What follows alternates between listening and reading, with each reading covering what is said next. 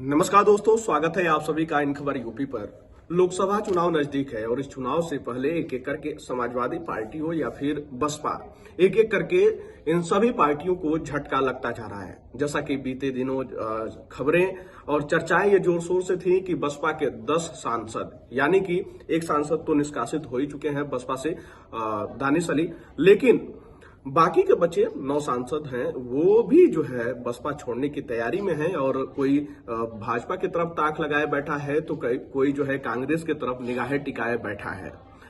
और इसी क्रम में आज एक विकेट भी गिर गया। जी हां, अंबेडकर नगर लोकसभा से सांसद जो हैं रितेश पांडे, वो आज बसपा से इस्तीफा दे दिए और आज ही इस्तीफा देने के बाद ही बीजेपी में शामिल हो गए। और बीजेपी प्रदेश अध्यक्ष भूपेंद्र चौधरी और उत्तर प्रदेश के डिप्टी सीएम ब्रजेश पाठक मौजूद थे। उनकी मौजूदगी में जो है रितेश पांडे ने बीजेपी ज्वाइन किया। वहीं इन सभी घटनाक्रमों के बीच जो है मायावती ने लगातार एक एक करके 3 ट्वीट कर डाले।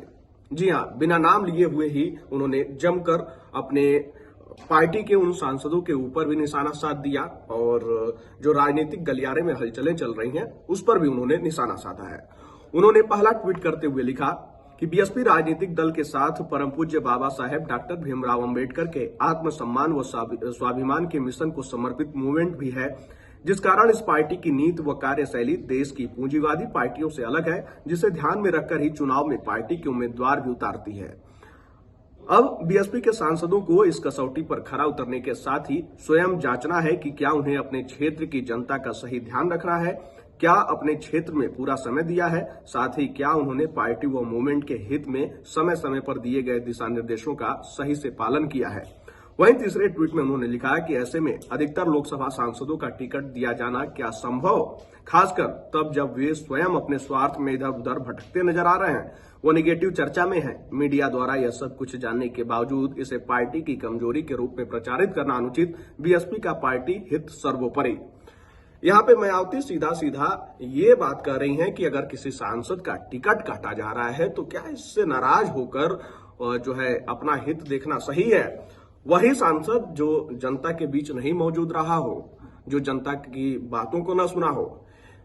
बसपा सुप्रीमो के इन 3 ट्वीटों में इन बातों की झलकियां दिखती हैं, लेकिन जिस तरीके से ये रितेश पांडे ने अपना इस्तीफा दिया, उस पत्र में उन्होंने लिखा है कि मैं लगातार जो है पार्टी के बड़े नेताओं से कनेक्ट करता रहा और मुझे जो है वो कनेक्शन नहीं मिला।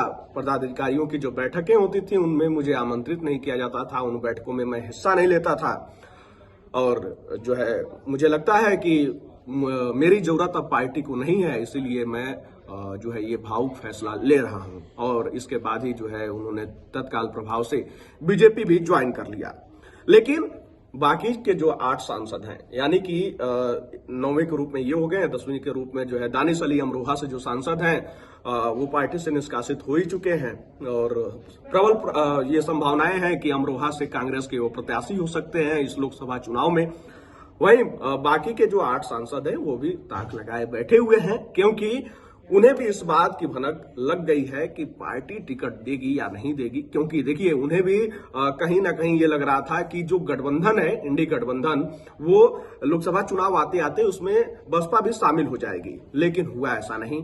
मायावती ने जो है कड़े शब्दों में इस बात को एक बार फिर से कह दिया कि बसपा जो है अकेले ही लोकसभा का चुनाव लड़ेगी। उसके बाद से ही राजनीतिक गलियारे में ये चर्चाएं तेज हो गई। खैर, इस जानकारी में इतना ही।